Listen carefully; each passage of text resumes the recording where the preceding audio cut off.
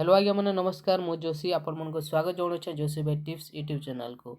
तो आज्ञा मैंने चाषी भाई मान आउ एक बड़ खुशी खबर आज्ञा मैंने आपण बोरवेल आवेदन करूले। तो आज्ञा मैंने बैंकटा बहुत भीड़ थिला ऑनलाइन तो चलूला के डाउन थाए हेले किंतु आज्ञा मैंने आपण मन खुशी खबर।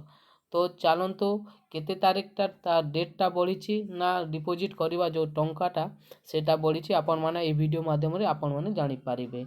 तो आज्ञा मैंने चलतु देखी नवा।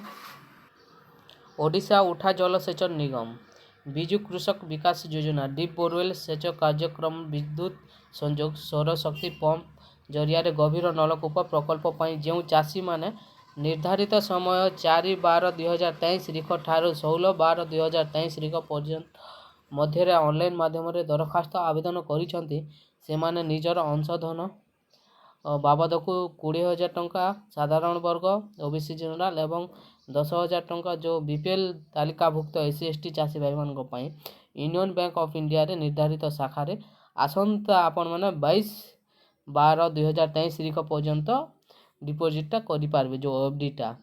तो आपण मैंने जानीपारे 22 तारीख पर्यंत आपण जो डिपोजिट पर्यंत रही।